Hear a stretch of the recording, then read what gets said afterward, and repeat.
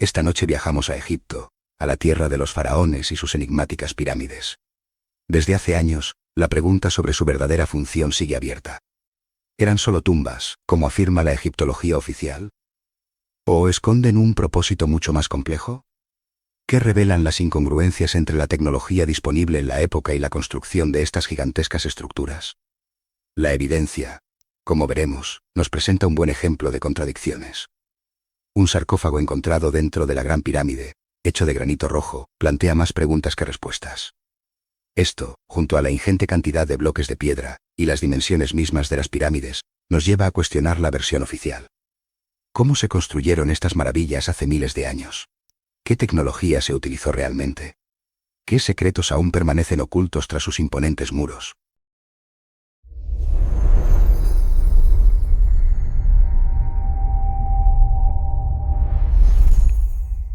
El antiguo Egipto, cuna de una civilización fascinante, nos legó estructuras monumentales que siguen desafiando nuestra comprensión. Entre ellas, las imponentes pirámides, colosales construcciones de piedra que se alzan como silenciosos testigos del paso del tiempo, despiertan un sinfín de interrogantes. ¿Cuál fue su verdadera función? La respuesta oficial, que las considera simplemente tumbas de faraones del siglo 55 antes de nuestra era, se enfrenta a numerosas discrepancias. La precisión matemática en su construcción, la inmensa cantidad de bloques de piedra empleados, algunos de 60 toneladas, y el propio proceso de edificación plantean serios desafíos a esta teoría. Las preguntas sobre el cómo y el porqué de estas estructuras se entrelazan con la dificultad de determinar la cronología exacta de su construcción. ¿Cómo se lograron transportar y colocar bloques de tal magnitud con las herramientas disponibles en aquella época? El siguiente fragmento examina estas dudas fundamentales, enfocándose en las contradicciones entre la explicación oficial y la evidencia tangible. La cultura egipcia. ¿Y quién mejor que nuestro compañero José Luis Jiménez para hablarnos de esas construcciones magníficas como son las pirámides? Buenas noches, José Luis. Hola, Jorge, buenas noches. ¿Cómo estás? Muy bien, hombre, ¿qué tal? José Luis, quiero empezar con la primera pregunta. ¿Qué son las pirámides? Bueno, es una buena pregunta, ¿no? Porque, claro, ver esas moles, esos monumentos gigantescos y no saber exactamente para qué sirven o qué son, pues digo no saber exactamente porque la ciencia oficial o la egiptología oficial, ellos parece ser que lo tienen muy claro, ¿no? Por ejemplo, si hacemos caso a lo que nos dice la egiptología oficial, la ortodoxa, dice que las pirámides, las más famosas, las más importantes de Egipto, las que están en la meseta de Giza, que sería la que le han puesto el nombre de Keops, de Kefren y Micerino, que se corresponderían con la cuarta dinastía del antiguo Egipto, es decir, unos 2500 años antes de Cristo, o si lo trasladamos a nuestra fecha actual, serían 4500 desde ahora. Pues bien, como te digo, para la egiptología oficial son tumbas, simplemente tumbas. Así que, claro, nos encontramos aquí con unas moles, y ahora veremos la ingente cantidad de piedras, de bloques de granito que han sido necesarias para construirlas y lo que tienen, para hacer simplemente una tumba, ¿no? Una tumba del faraón.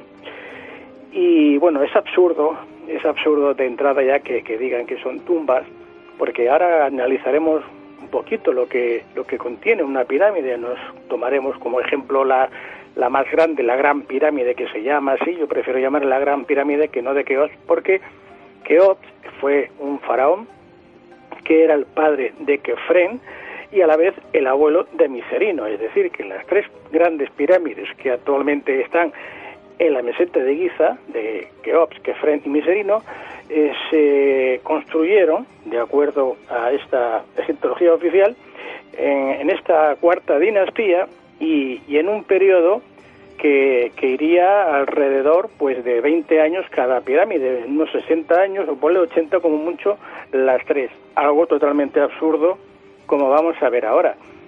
¿Y por qué dicen que son tumbas?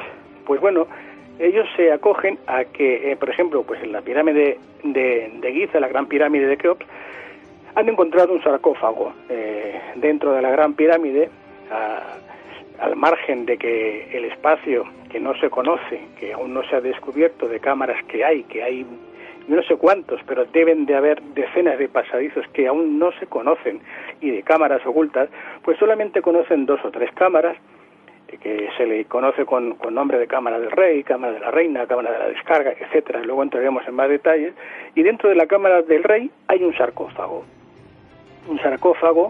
que es de una sola pieza, de un bloque de granito, está sin tapa, completamente liso.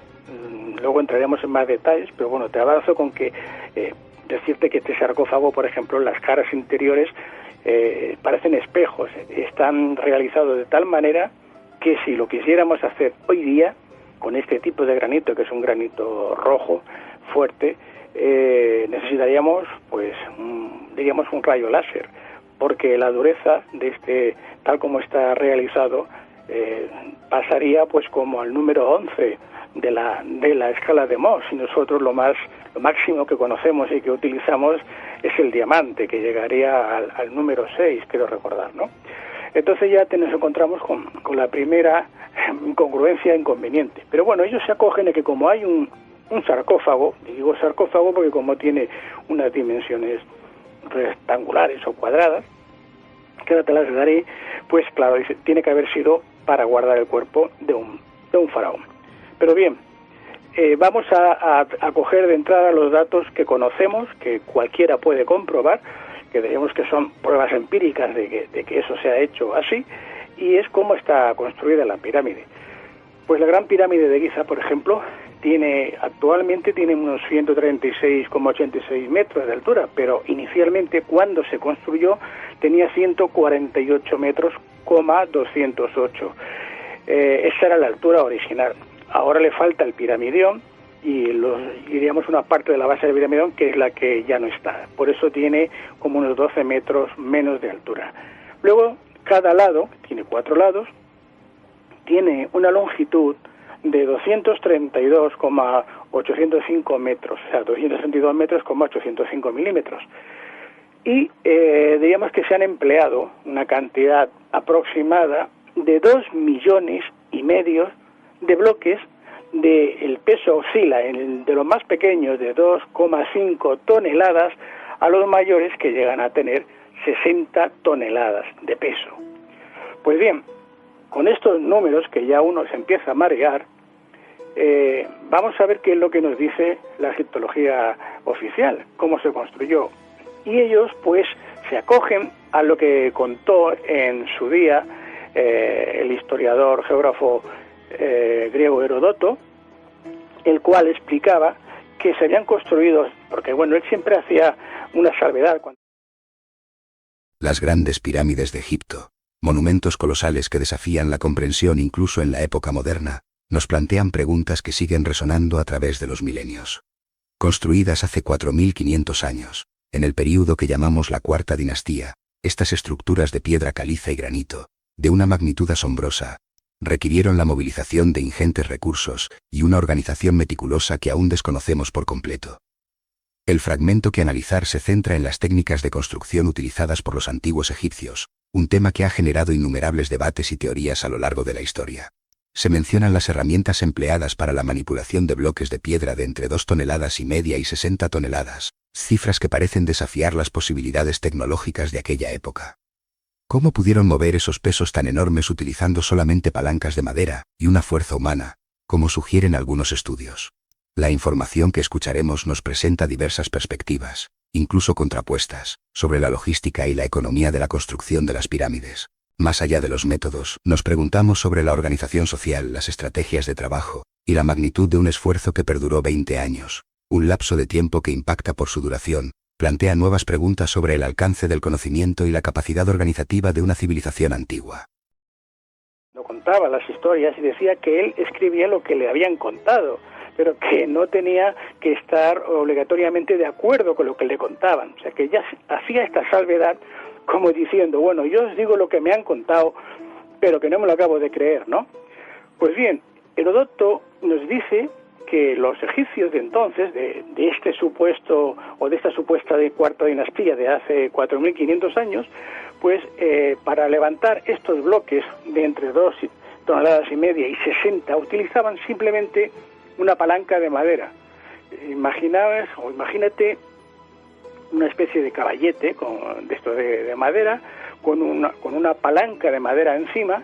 Por un extremo se ata a una parte del bloque de granito, por el otro extremo, con una cuerda, estiran, aquí en la descripción que hay, que además se acompaña normalmente con un dibujo que hizo Yves Gouguet en el año 1820, pues de 5 o 6 hombres que estiran, que hacen palanca, que estiran hacia abajo, y desde el otro lado del bloque de granito, pues otra palanca de madera con otros 5 o 6 hombres que estiran.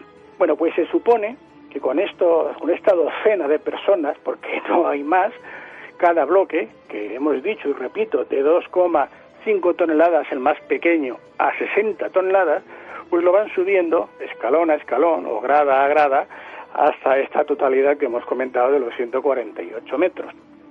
Y si hacemos un cálculo así por encima, nos vamos a dar cuenta que esto es imposible. Bueno, Heródoto, además, él da datos curiosos, como por ejemplo el importe que se llegaron a gastar en la comida de los peones y los oficiales, ¿no? Aquí da una cifra de 4.600 talentos de plata de entonces, que se habían gastado en rábanos, en cebollas y en ajos, pues para el consumo de los peones y los oficiales. Porque evidentemente entonces no se pagaba con monedas, sino en este caso, pues con cebollas, ajos y rábanos. Bien, en esta construcción, como he dicho al principio, que se calcula que tardaron, según decía Heródoto, 20 años en cada pirámide, pues vamos a hacer un cálculo muy sencillo, rápido. 20 años que se supone que duró la construcción, si multiplicamos por 365 días que tiene el año, nos va a dar un total de 7.300 días. Si estos 7.300 días, vamos a suponer que trabajan 12 horas de sol a sol, porque las 24 horas, pues como que es imposible, ¿no? Pero vamos a poner la mitad, 12 horas trabajando sin parar. Nos da un total de 87.600 horas. Pues bien, si ahora estos 2,5 millones de bloques de... La construcción de las grandes pirámides, en el siglo 54 antes de nuestra era, sigue siendo un enigma que desafía nuestra comprensión de la ingeniería antigua. Los cálculos sobre la velocidad de construcción, basados en el peso y el número de bloques de piedra, arrojan cifras sencillamente inverosímiles. ¿Cómo se movieron y colocaron millones de bloques de varias toneladas, algunos de más de 2,5 toneladas, sin la ayuda de la rueda, el hierro o máquinas complejas? ¿Tecnologías que no se desarrollaron hasta siglos después? La precisión en la colocación de los bloques también intriga. ¿Qué técnicas de construcción permitieron esta precisión sin la tecnología disponible en el antiguo Egipto? La magnitud de la tarea implica una organización logística y una fuerza de trabajo colosal, pero incluso considerando un gran número de trabajadores, la escala de tiempo necesaria para la construcción resultaría imposible con los métodos conocidos en esa época. ¿Existe algún factor desconocido que pueda explicar este prodigio arquitectónico? ¿Es posible que tecnologías desconocidas, o una fuerza de trabajo más grande de lo imaginable, jugaron un papel clave en la construcción? Las preguntas persisten, desafiando las explicaciones convencionales. Por las 87.600 horas en total que habría durado esta construcción, nos sale 28,53 bloques por hora. Es decir, que cada hora habrían colocado 28,53 bloques. Si lo reducimos a minutos, como tiene 60 minutos la hora, pues nos va a salir un bloque aproximadamente cada 2 minutos. Sencillamente imposible. Por el peso que has dicho, prácticamente no, las cuentas no salen. Ni los egipcios de entonces, ni nosotros, y no sé si no viene alguna civilización más avanzada. Es imposible, ¿no? Es imposible. Ni con máquinas neumáticas, ni con nada. O sea, con 20 años sería imposible. Y bueno, y si me dice, bueno, pues han trabajado, en vez de las 12 horas, 24 horas, porque más horas no tiene el día, tiene 24. Es decir, que habrían equipos o grupos que se irían turnando en todo caso. Pues nos daría la mitad de tiempo, es decir, que sería un bloque cada 4 minutos, como mucho, es decir, descansando, o sea que es imposible tampoco, ni cada 10 minutos, ni creo que incluso ni una hora, es imposible, porque un bloque de 2,5 toneladas, el más pequeño ya, pues necesita, y estamos hablando de que en esta época, en esta dinastía, aún no se conocía oficialmente la rueda, ni se conocía el hierro, con lo cual, con escarpas de cobre y con simplemente maderas y cuerdas, hacer estas obras es imposible, no se puede. Luego las distintas opciones que se han barajado, que algunos han llegado incluso a presentar algún tipo de maquinaria con maderas que iban subiendo una a una, lo han hecho en escala de poco peso, de gramos, y a escala pues muy pequeña, y que lo mueve con una fuerza que es la de la mano, que no es la que se necesitaría allí, pero aún así sigue siendo imposible, tampoco se puede hacer. La otra opción que han barajado algunos también, de que hubieran hecho una rampa. Bueno, pues una rampa para esta altura de los 148 metros y con una inclinación, vamos a poner de un 5%, porque hay que empujar, hay que subir eso hasta arriba, necesitarían hacer una rampa como de 2,5 kilómetros aproximadamente, lo cual nos está indicando que la propia rampa sería 3 veces mayor que la pirámide. O sea, otro absurdo, ¿no? Es decir, que la construcción de la pirámide ya es el primer enigma. ¿Cómo la construyeron? Y ahora viene quién la construyó, porque está claro que no fueron los egipcios, no por lo menos los egipcios ancestrales o los ascendientes de los que ahora conocemos. ¿Por qué digo esto? Pues porque en aquella época... La meseta de Giza, un lugar que ha desafiado la comprensión a lo largo de los siglos. 1900 años después de Cristo, y aún hoy, los datos obtenidos de las construcciones de aquella época continúan sorprendiendo.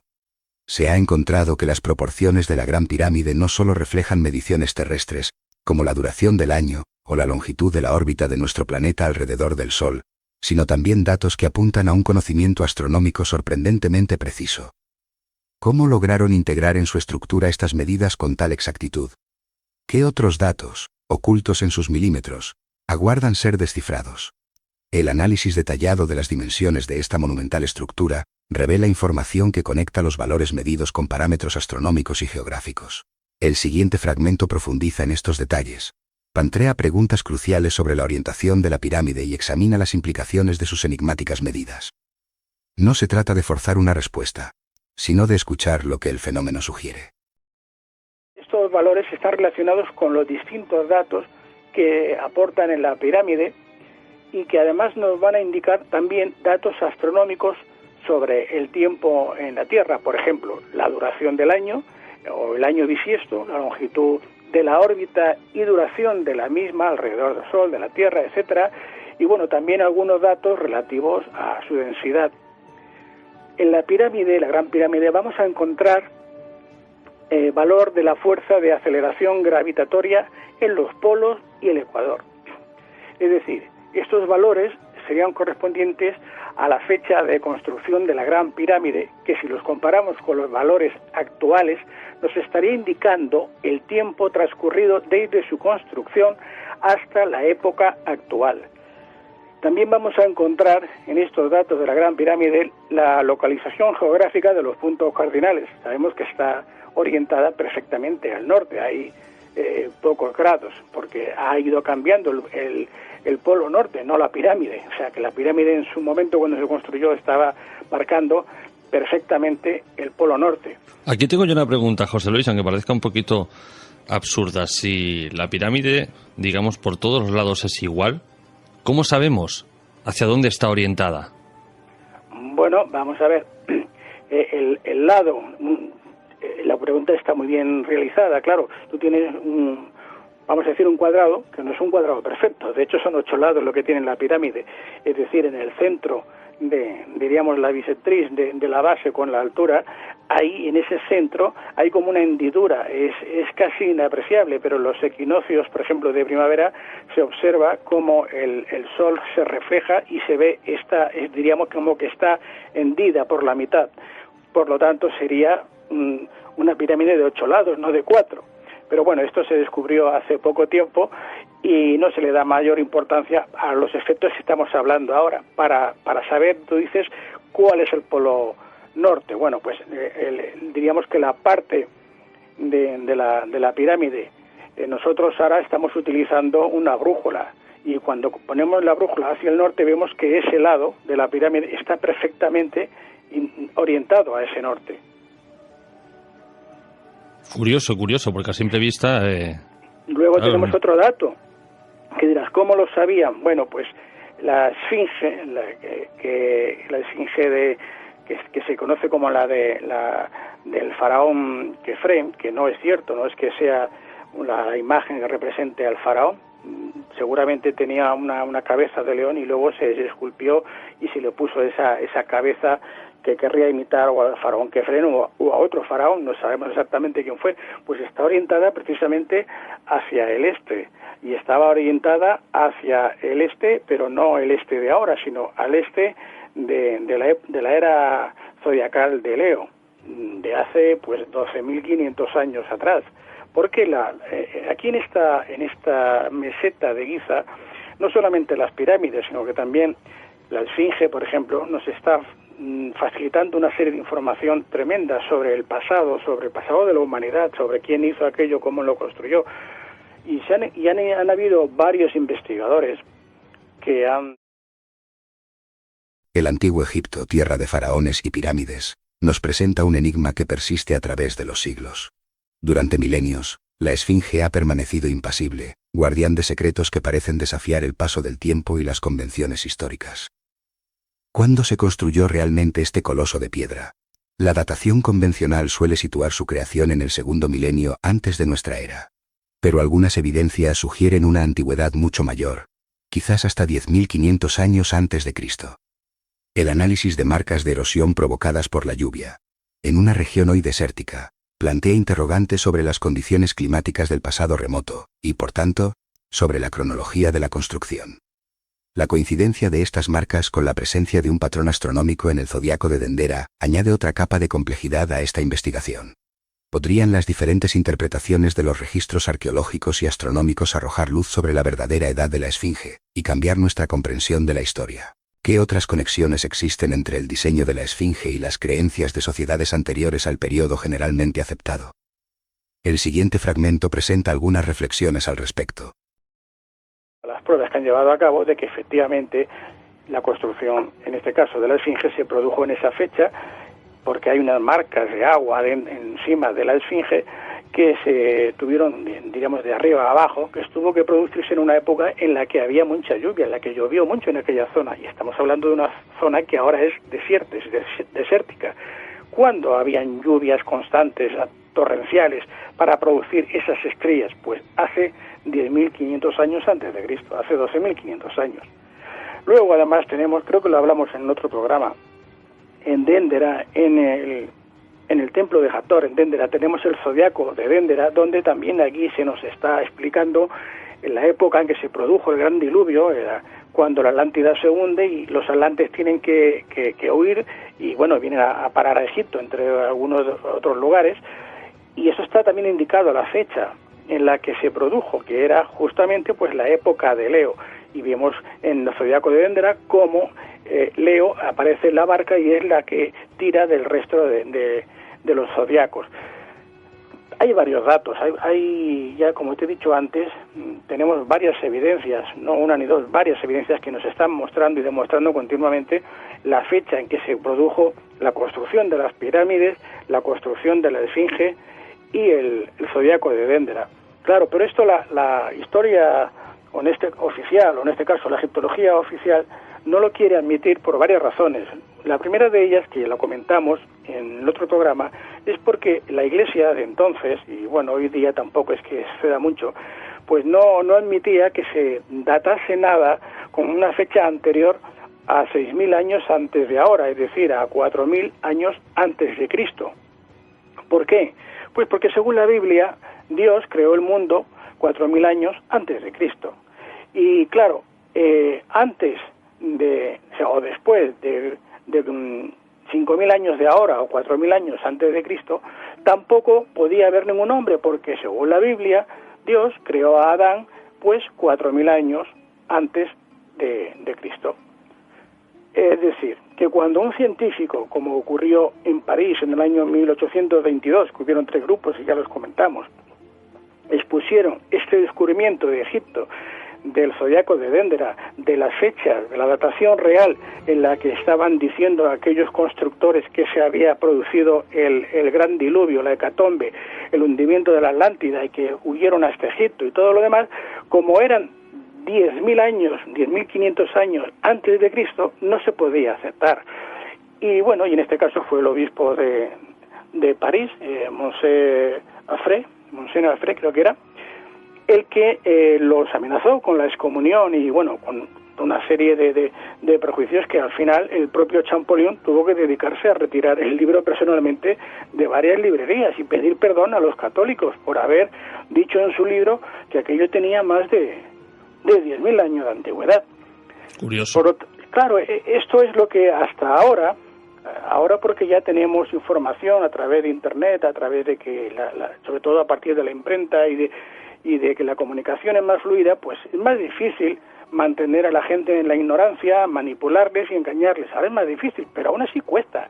Tú dices todo esto que estamos comentando de esta antigüedad, que las pirámides y la esfinge, pues que tiene como mínimo 12.500 años de antigüedad, digo como mínimo, pues seguramente es mucho más, pero y te miran raro y le dices, y bueno, te dicen que es que aquello se construyó para que sea una tumba de un faraón. Y estamos viendo cómo construir, ya solamente construir ese monumento, esa mole, que no serían los 20 años que nos dice Heródoto.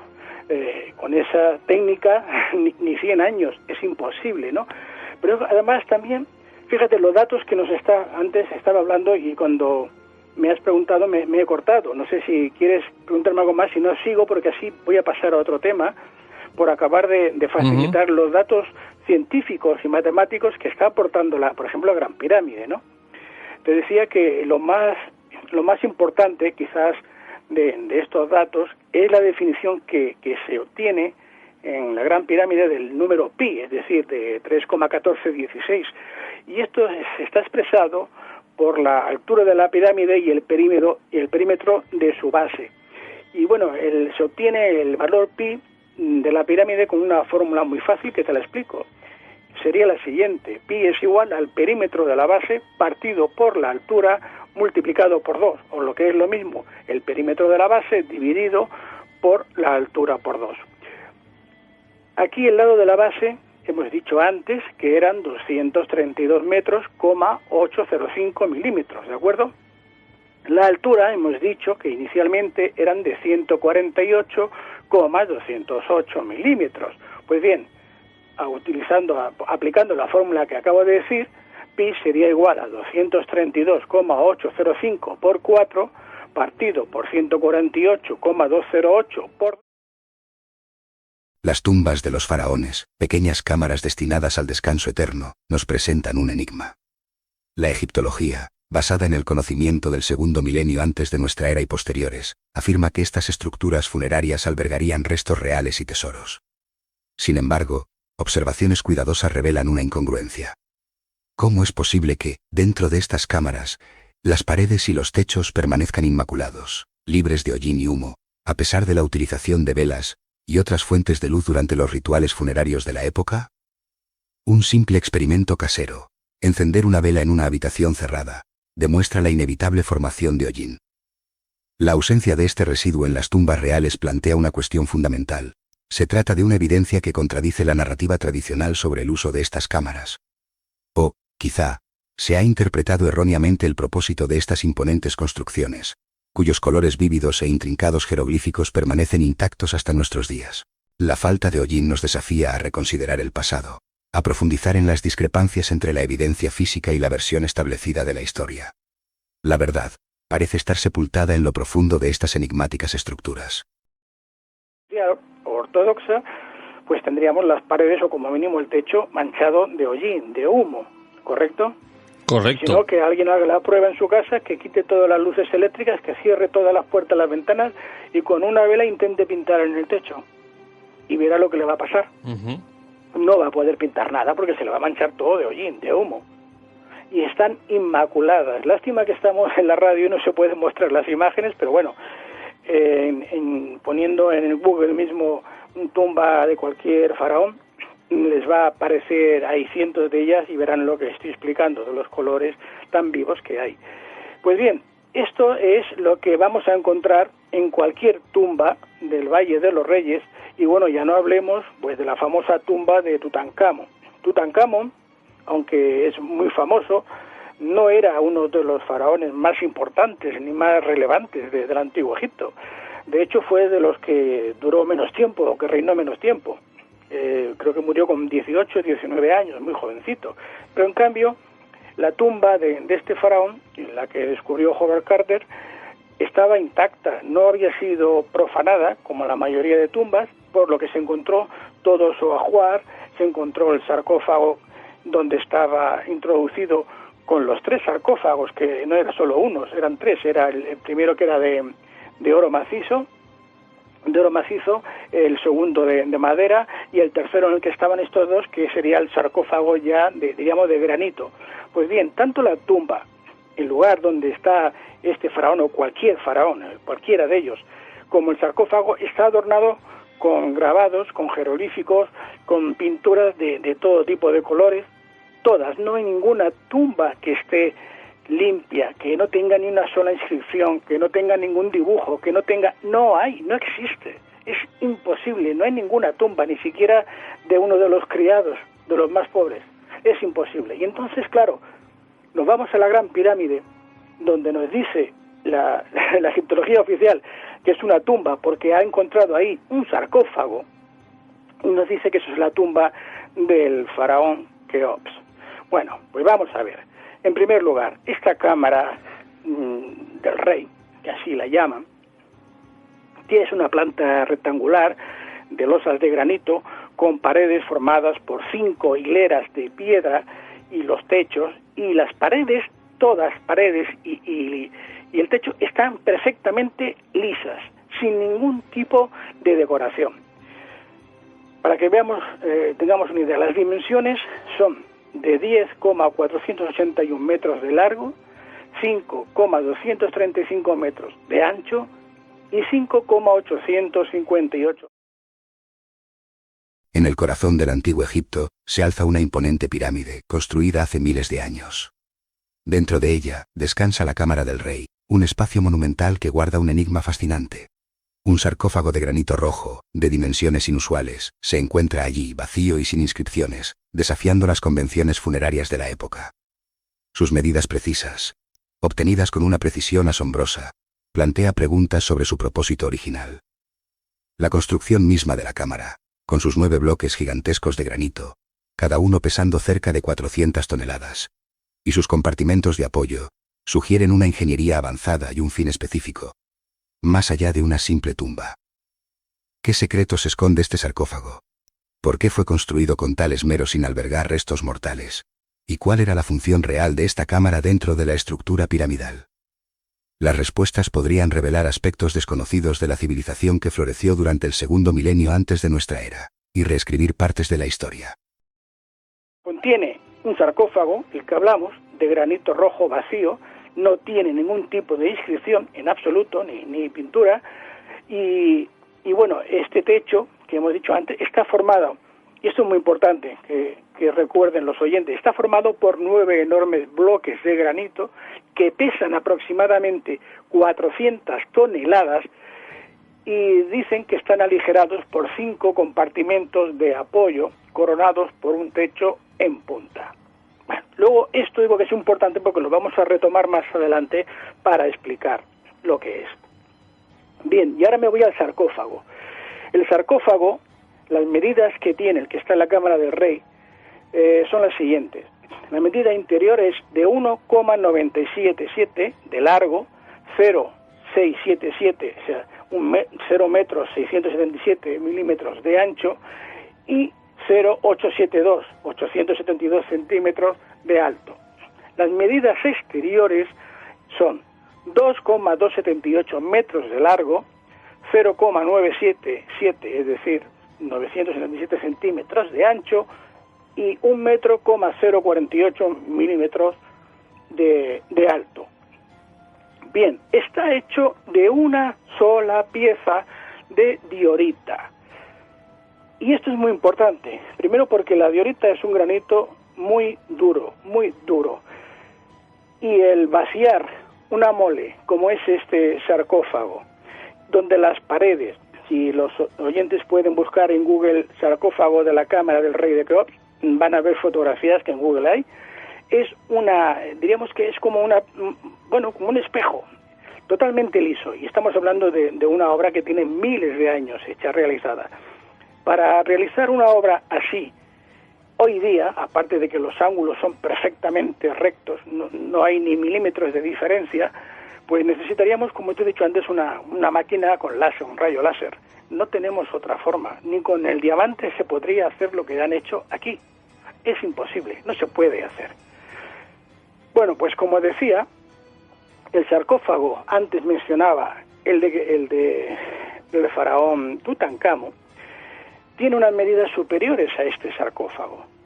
Simplemente el sarcófago de fuera, ya sin hablar con los otros, le sobrepasa como 20 o 30 centímetros las medidas de Tutankamón.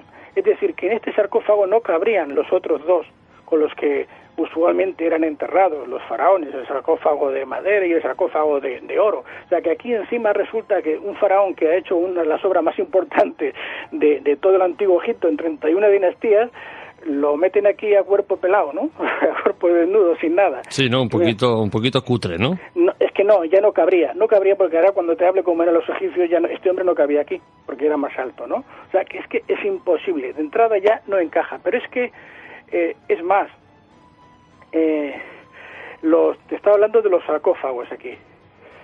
En este sarcófago que ahora te estoy comentando de la cámara del rey, aparte de que no cabe en este caso no cabría ningún ataúd más del faraón, tiene otra particularidad. También, vamos a ver si aquí encuentro, perdona que quiero buscar, pero bueno, vamos a ver si te lo digo de memoria. Bueno, este sarcófago, aparte de las medidas que tiene, estaba preparado para encajar algo en su interior, que no era precisamente el cuerpo ni la momia de ningún faraón, sino que era otro objeto. Y aquí es donde ahora vamos a ver qué objeto puede ser, porque aquí tendríamos la clave de lo que era esta cámara, para qué servía este sarcófago y en consecuencia pues nos va a explicar qué es la pirámide y para qué servía la pirámide, ¿no? Pues como te decía, este sarcófago, si no contenía ningún cuerpo de ningún faraón, ¿qué es lo que podía contener? Pues ahora aquí te voy a decir algo. ¿Tú te acuerdas de que en la Biblia nos hablan de Moisés? Que Moisés en realidad era un general egipcio, Ramesú, era el general de Akenatón, y él cuando se va de Egipto, de la capital, se lleva consigo un arca, que en la Biblia se conoce como el Arca de la Alianza, y que, como todos sabremos, o lo habremos escuchado alguna vez, este arca tenía un poder tremendo, unas facultades tremendas y despedía unas energías que era capaz de matar a cualquiera que se acercase. De hecho, tenían que ir protegidos para transportarla y tal. Pues este arca, no como lo explica la Biblia, pero el arca que Moisés, por ejemplo, pues se llevó de allá, es lo que estaba en este sarcófago, en este interior. ¿Y para qué estaba ahí? ¿Qué es lo que hacía? Bueno, antes de seguir te diré que tenemos constancia. Las grandes pirámides de Egipto, imponentes monumentos que se alzan desafiantes al paso del tiempo, siguen guardando secretos tras sus muros de piedra. Durante el siglo V, la exploración y el estudio de estas estructuras monumentales revelaron solo una parte de su intrincada arquitectura y misterio. ¿Qué sabemos realmente sobre su interior? Y de la tecnología empleada en su construcción, hace más de 4000 años. El estudio de su diseño, las cámaras funerarias y la disposición de sus elementos internos, plantea interesantes interrogantes. La falta de registros completos y la inaccesibilidad a ciertas áreas, a pesar de las investigaciones, nos deja con más incógnitas que respuestas. Incluso algo tan aparentemente simple como la ubicación de un sarcófago, resulta ser un enigma, desafiando las explicaciones convencionales. Se plantea entonces la siguiente cuestión: ¿fue su colocación planeada o accidental? ¿Y cómo se explica su tamaño en relación con el resto de la estructura? La escasez de información oficial y la aparente falta de transparencia en los últimos años alimenta las teorías y especulaciones. Todo esto nos lleva a preguntarnos, ¿qué ocultan realmente estas estructuras enigmáticas? ¿Y por qué hay tanto recelo en divulgar los hallazgos? Aquí lo bueno sería poder mostrar imágenes, pero como no podemos mostrar imágenes, tengo que intentar explicar lo que el oyente comprenda lo que quiero decir. Bueno, luego los oyentes lo buscan a través de Google y seguro que van apareciendo. Bien, pues ahora imaginemos la pirámide. Estamos viendo la pirámide y vamos a ver un esquema, un plano de la pirámide, ¿de acuerdo? Pues vamos a ver el interior. Lo que ahora se conoce, y digo lo que ahora se conoce porque no es el total de la pirámide, lo que ahora se conoce no es ni una décima parte de lo que hay dentro de la pirámide. Pero tengo que recordar que el gobierno egipcio, después del año 1993, que creo que fue la última vez que el alemán Grafenbridge hizo el experimento, bueno, que estuvo con el famoso robot que intentó introducir, me parece que luego no han permitido hacer más pruebas para intentar encontrar cámaras secretas, que las hay. Pues desde entonces no han permitido, no se puede comprobar de una forma, vamos a decir, pública. Si lo hacen, lo están haciendo a escondidas, es decir, cierran las pirámides por un tiempo, por X meses, dicen que están haciendo obras de mantenimiento, no me gustaría saber qué clase de mantenimiento hacen ellos dentro de la pirámide, y así es como trabajan, ¿no? Pero no se hace público. Y es normal, más que normal, yo diría que se entiende por qué lo hacen así, porque a los egipcios no les hace ninguna gracia, no le haría ninguna gracia que lo que ellos han estado presumiendo durante siglos de que eran sus ancestros los constructores de las pirámides, pues que en realidad no lo han sido. Ellos simplemente han ocupado aquel país después de que ya no estaban los originales egipcios. Por lo tanto, diríamos que de mérito para ellos pues no hay ninguno, ¿no? Por eso es por lo que no les interesa que se descubra y que se haga pública pues realmente qué es lo que contienen las pirámides, para qué servían, qué eran y quién las construyó. Porque ellos entonces no pintan nada, es decir, no tienen vamos a decir, ese orgullo que presumen de haber construido, pues no, ellos no han construido nada.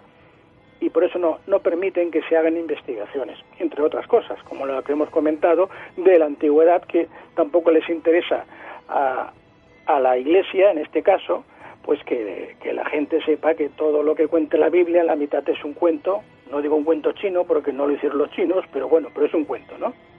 Curioso. Bien, imaginemos ahora a la pirámide. Tenemos la pirámide y estamos viéndola como si tuviéramos un aparato rayos X y vemos su interior. Y estamos en la cámara del rey. Y hemos dicho que en la cámara del rey, y la parte superior, habían unos compartimentos de descarga que tenía un peso de 400 toneladas y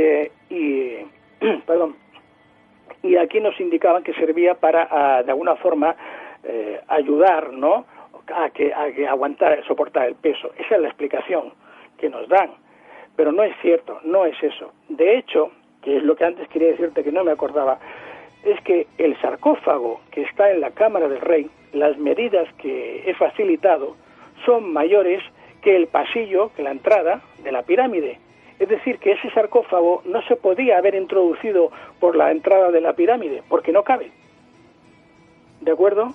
La entrada de la pirámide es mucho menor que el sarcófago. Eso había escuchado yo alguna vez, y bueno, otras teorías decían que primero se introdujo el sarcófago, luego se construyó la pirámide alrededor, pero eso es absurdo. Bueno, ¿cómo lo hicieron? No lo sé, no te voy a decir, no, lo pusieron, no sé si lo hicieron así o existía otra técnica, que posiblemente sí, había otra técnica que si puede la veremos luego, pero lo que sí que está claro, es evidente y eso es constatable, es que el sarcófago tiene unas medidas mayores que la entrada. Por lo tanto, otro enigma a resolver, si no cabía por la entrada, cómo se pudo colocar ahí en ese lugar. Construir toda la pirámide alrededor del sarcófago como que parece algo, ¿no? Si es un sarcófago para enterrar a un faraón, que vamos a ver que no lo es, porque las pirámides, en este caso la cámara, no hemos dicho, no tiene ni un solo dibujo, ni un solo grabado, ni el sarcófago, no hay ninguna pintura, no hay ninguna inscripción. O sea, totalmente liso y limpio, cuando cualquier tumba de cualquier faraón, incluso de súbditos de menor categoría, todas están decoradas con bellísimos colores y con inscripciones. No es ninguna tumba. Y José Luis, ¿no cabe la posibilidad de que falleciera prematuramente el faraón antes de que diera tiempo de pintar la pirámide por dentro? No, porque hay 3 pirámides. Y he dicho antes, al principio, que Keops, que era el abuelo, si transcurrieron 20 años desde que empezaron hasta que acabaron de construir la pirámide, aunque se hubiese muerto antes, el problema no es esperar un poco más, estamos hablando de 20 años, pero es que luego llega su hijo, Kefren, y dicen que hace lo mismo, otros 20 años y otra pirámide, la pirámide de Kefren, que es casi idéntica, es un poquitín más pequeña, pero muy poco. Y luego llega el nieto, Micerino, y otra pirámide. Y de 31 dinastías egipcias, de 31 solamente se le ocurre a una, a la cuarta, al abuelo, al padre y al hijo. Y los demás faraones, se ve que son más tontos y no saben hacer. La Gran Pirámide de Egipto. Una estructura que ha fascinado a la humanidad durante milenios, desde su construcción en el siglo 53 antes de nuestra era. Imágenes y descripciones abundan. Pero, ¿qué sabemos realmente sobre su interior? ¿Cómo se construyó? ¿Y para qué servía? Más allá de las cámaras funerarias conocidas, ¿existen otras funciones? ¿Otros secretos ocultos tras esas paredes de piedra? Se nos presenta un ejercicio de imaginación, un viaje al corazón de esa monumental construcción, para explorar una teoría sorprendente sobre la posible finalidad de la Gran Pirámide. Una teoría que plantea la posibilidad de que no se tratase solo de un monumento funerario, sino de algo mucho más complejo e incluso revolucionario para su época. ¿Podría la Gran Pirámide haber sido un avanzado generador de energía? ¿Podría haber aprovechado las fuerzas naturales de la Tierra y la atmósfera para producir una energía limpia e ilimitada? A partir de aquí, cada pista abre otra puerta y ninguna cierra del todo. Adelante, claro, ahí claro la imagen es diferente. Claro que no. Y entonces, ahora te digo, vamos a hacer este ejercicio de imaginación y vamos a ver el esquema de la pirámide, cómo es por dentro.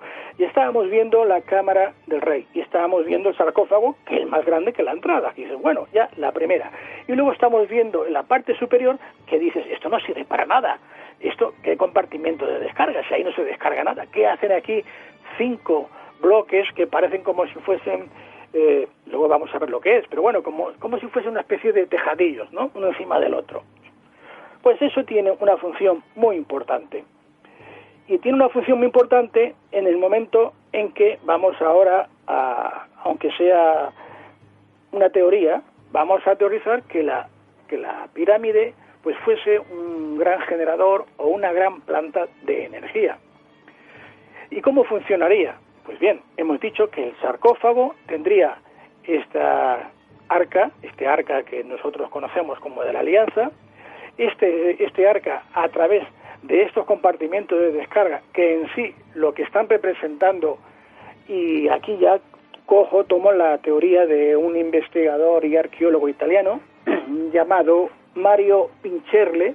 Este hombre nació en 1919 y falleció hace 5 años, en el 2012.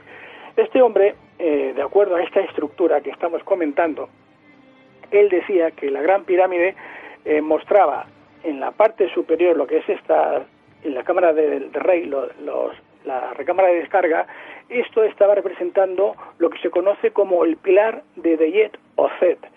Pilar de Deyet es, no sé si los oyentes conocen un poco, y si no yo les explico, que pueden poner en Google también, es D de Dinamarca, Y, E de España y D de dedo, o también lo encontrarán por el nombre de Z, E de España y D de dedo. Se puede encontrar por los dos nombres.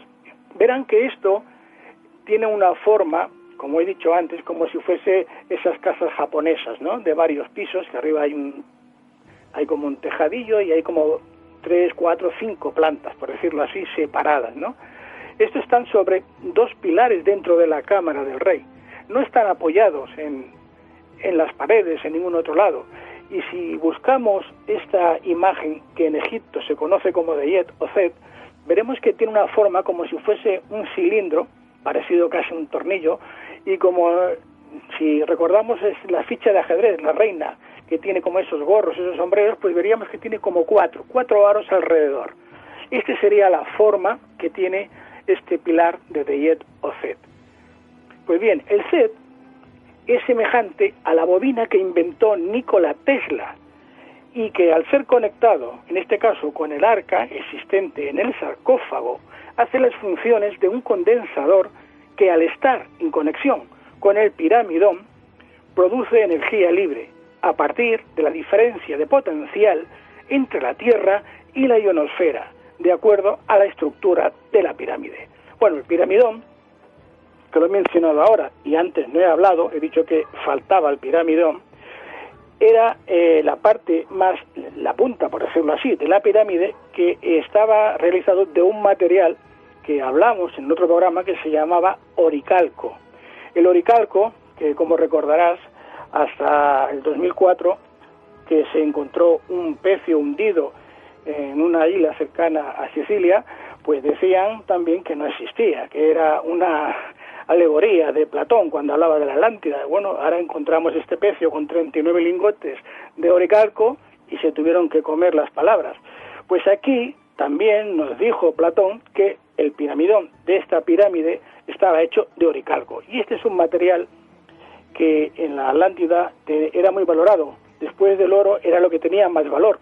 Y tiene unas propiedades también conductoras, eléctricas y tal. Pues tal como explicaba en este caso este arqueólogo italiano Mario Pincherle, y según su teoría, que me parece muy plausible, lo que estaba produciendo esta pirámide era un tipo de energía, de frecuencias, parecido a lo que inventó Nikola Tesla, que se llamó la Torre Van der Klief, que supongo que también los oyentes habrán oído alguna vez hablar de él. Incluso la forma es muy parecida a este FED. Desgraciadamente, cuando se dieron cuenta en este caso eran los mayores productores, bueno, los comercializadores de cobre, que era uno de los que iba a apoyar a Tesla, no recuerdo ahora el nombre de este comerciante, le quemaron la torre, le destrozaron todo, porque claro, Tesla lo que quería precisamente era poder transmitir energía libre a todo el mundo. O sea, que no nos costaría nada. Ahora estaríamos utilizando la electricidad, la luz, la calefacción, la refrigeración, todo, sin tener que gastar ni un céntimo, porque tendríamos la energía libre mediante este tipo de distribución, como sería la Torre Van der Klief.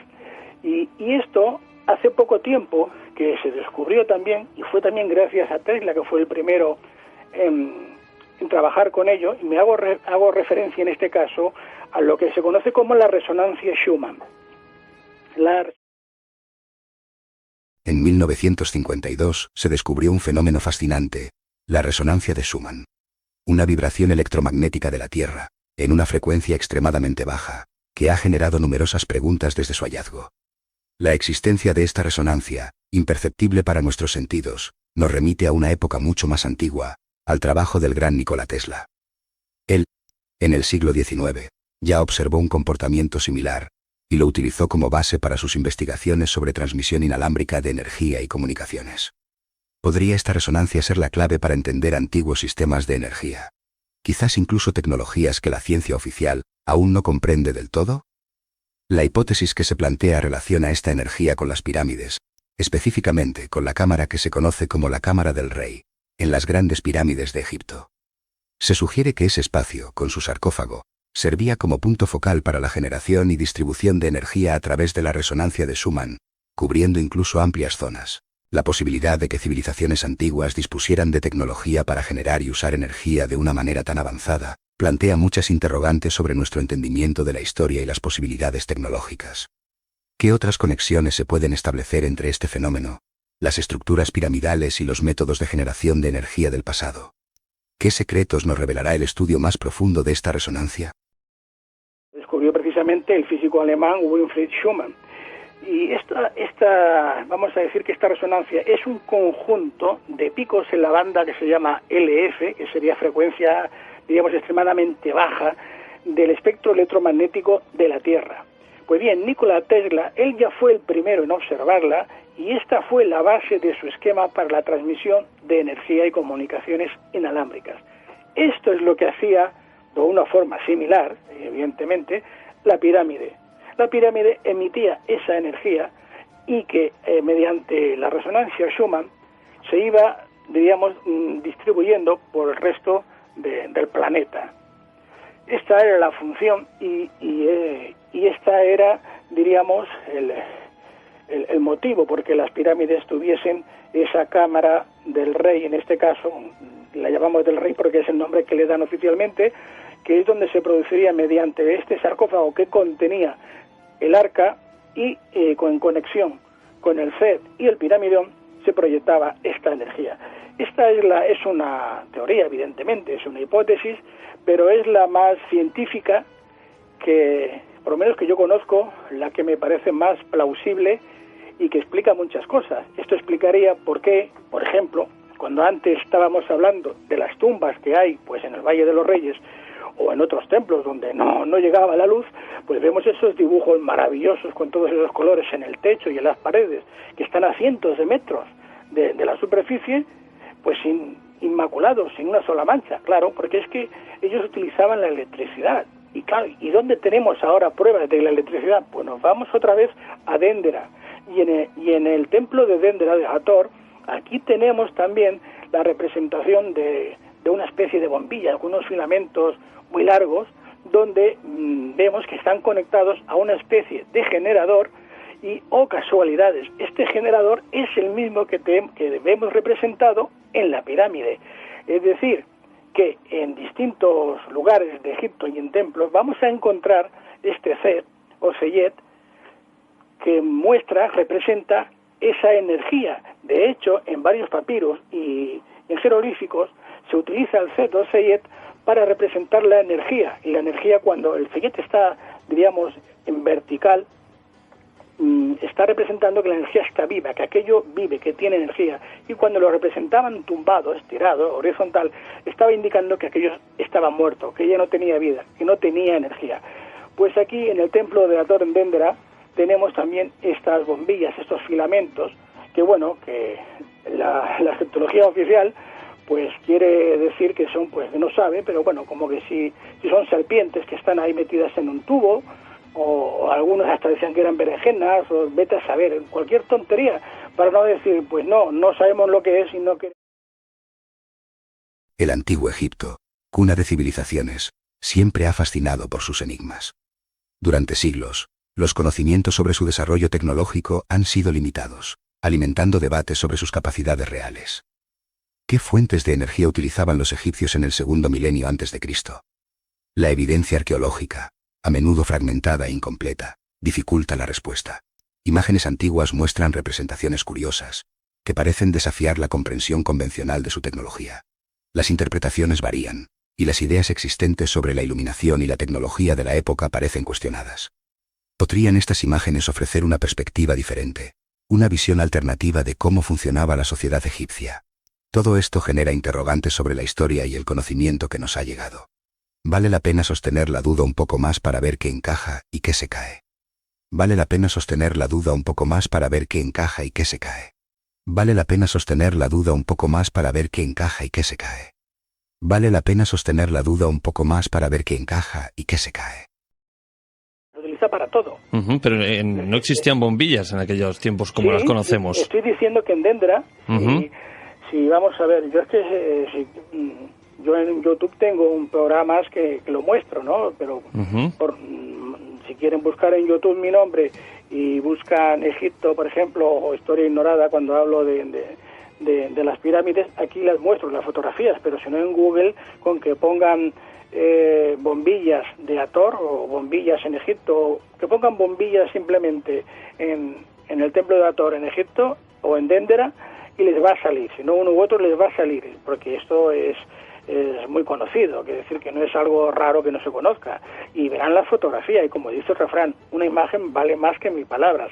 Aquí en este grabado de la pared se observa, se ven dos bombillas, salen unos cables de cada una de ellas que van directamente a una especie diríamos, de transformador, que sería este Seyet que estamos hablando.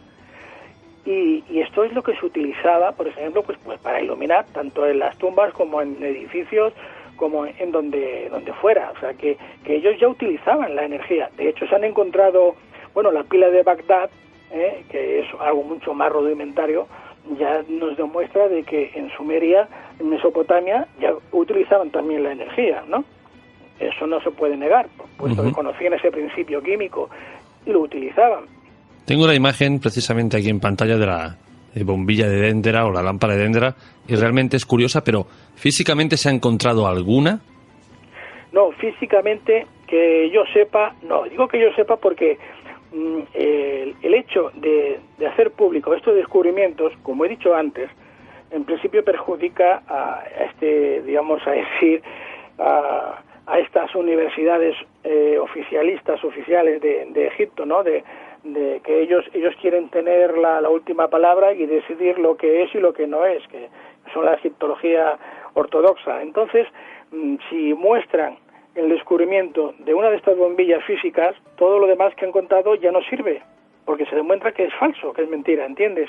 Cualquier descubrimiento de este tipo es ocultado sistemáticamente. Se han producido descubrimientos que han llegado incluso a haber enfrentamientos con armas de fuego, no es la primera vez.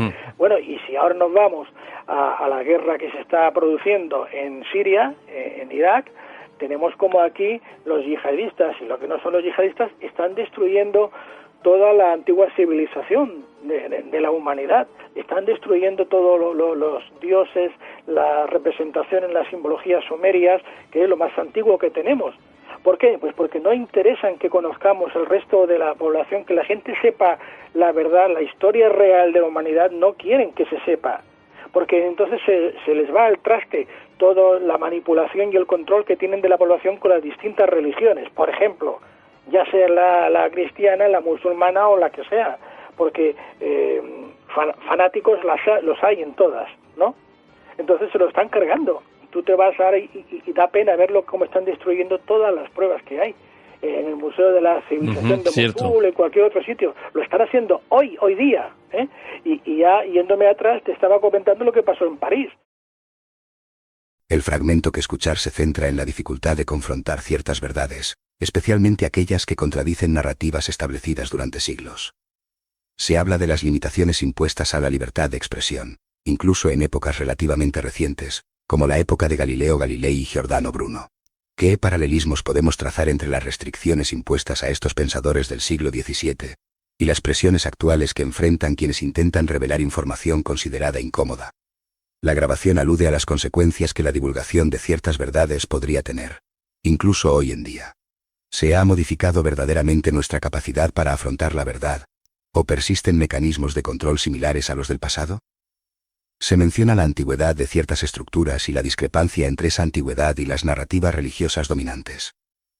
¿Cómo ha lidiado la humanidad con las evidencias que desafían las explicaciones tradicionales? ¿Qué peso tienen la fe, la tradición y el poder en la construcción de una determinada verdad histórica? Finalmente, se menciona una búsqueda personal por la verdad. ¿Es posible la objetividad absoluta, o toda verdad es, en última instancia, una perspectiva subjetiva, condicionada por las circunstancias y las creencias del individuo? Napoleón, porque no podían decir que estas construcciones de Egipto y el zodiaco de Dendera, que tenían 12.500 años de antigüedad. No se podía decir, porque Dios, según la Biblia, había creado el mundo hacía solo 6.000 años. Esto puede parecer que es una broma para reír, pero no es para reírse, porque podemos hablar también recientemente, no es tan lejos, pues en la época de Galileo Galilei o de Giordano Bruno, que lo quemaron vivo en la plaza de Roma con sus libros, por decir que habían más planetas como la Tierra con animales y seres inteligentes, y que el Sol era una estrella. Ahí lo tuvieron 8 años encerrado, y cuando ya se le ocurrió decir que Jesucristo no era Dios, lo quemaron vivo allá. Entonces, eso es lo que ha ocurrido hasta ahora, y el que se piense que porque ahora no nos quemen en la hoguera a muchos ya no hay Inquisición, se equivocan. La siguen empleando y practicando de otra manera, pero muy eficiente también. Hay mucha restricción, pero bueno, se supone, o así nos hacen creer, ¿no?, que con los tiempos que vivimos, pues la libertad de expresión es precisamente eso, libre, y que podríamos contar todo este tipo de cosas, pero bueno, al parecer que no. Depende de lo que tú puedes contar muchas cosas. Por ejemplo, mira, yo tengo comprobado y hablo por mí, ya no hablo por otros, hablo por mí. Yo puedo escribir un libro diciendo que hay curas pederastas, que hay obispos y cardenales que tienen un lobby gay en el Vaticano, que tal, que hay otros en el Vaticano que se dedican como lo del Banco Ambrosiano, tal, y no pasa nada. Todo eso se acepta y se admite. Pero tú presentas un libro demostrando que Jesús era un hombre que se casó con María Magdalena, que tuvieron descendencia, y bueno, si pueden te queman, pero como no te pueden quemar así a las buenas, te fastidian todo lo que pueden y más, porque eso es tabú. Tú verás muchos programas en televisión de todo esto, lo que tú quieras, pero tú no verás que allí permitan que vaya una persona, porque me ha pasado a mí, con fotografías y documentos a demostrar lo que acabo de decir, dicen, no, eso no se puede tocar. Y me lo han dicho personas muy famosas que si me están escuchando, que saben que digo la verdad, que me han llamado y me han dicho, yo no puedo ir a ese programa porque me cierran el periódico, la revista o tal, José Luis, y me mandan a mí. Y cuando llegan, no, tú no, porque, hostia, es que, claro, lo tuyo son pruebas, que lo de Dan Brown era una novela, pero lo tuyo no es una novela. Digo, claro, yo estoy demostrando lo que digo. Pues eso no se puede. Hay tabús hoy día que no se pueden tocar. Y este es uno. Hay otros más. Pero este es uno, porque tú dices, es absurdo, pero si eso no afecta a la fe de las personas, una persona puede tener fe en tal, y al contrario, ¿no? Porque yo digo, bueno, si Jesús resulta que era un hombre que llegó a hacer todo lo que hizo, pues a mí eso me estimula más, porque yo quiero imitar en hacer lo que hizo, no, al revés, no decir, hombre, ¿yo cómo voy a hacer lo que hizo un Dios? Yo no soy Dios, yo no puedo hacer lo que hizo un Dios, pero si lo hizo un hombre ya la cosa cambia, ¿no? Pues claro, en vez de verlo así, pues no, quieren seguir con la manipulación, con la mentira, porque bueno, les ha ido muy bien durante 2000 años. José Luis, para terminar ya, ¿realmente crees que algún día se sabrá la verdad del todo? Bueno, si no la verdad del todo, por lo menos gran parte de la verdad sí, porque en eso estamos algunos, no muchos, pero algunos estamos en busca de la verdad y creemos que lo que es más importante, por lo menos en la vida para mí, es vivir con la verdad y no vivir en la mentira. Puedes vivir muy cómodamente, pero rodeado de mentiras y en la mentira, y yo creo que vivir la vida así, pues no tiene mucho sentido, ¿no? Así que tengo confianza que si no la verdad al 100%, por lo menos gran parte de la verdad, pues se pueda llegar a conocer. Bueno, y mientras sigan habiendo personas como tú que se empeñen en mostrarla y abrirle un poquito más a los ojos a la gente, pues la gente tampoco es tonta y va cogiendo de aquí y de allí. Buenas noches, José Luis. ¿Qué son las pirámides? Una gran pregunta. Ver esas inmensas estructuras y no saber su propósito. La egiptología oficial las considera tumbas de faraones, construidas hace unos 4500 años. Dicen que las pirámides de Giza, de Keops, Kefren y Micerino se levantaron en 20 años cada una. Absurdo. La Gran Pirámide, por ejemplo, contiene un sarcófago de granito, una pieza increíblemente compleja de tallar. Pero, ¿solo tumbas? El sarcófago, la magnitud de la construcción, la cantidad de bloques de granito, todo apunta a algo más. ¿Simplemente sepulcros reales o algo mucho más enigmático? La respuesta, por ahora, se oculta entre sus piedras. ¿Qué pensáis vosotros? ¿Qué otras posibles explicaciones existen? Reflexionad sobre esto.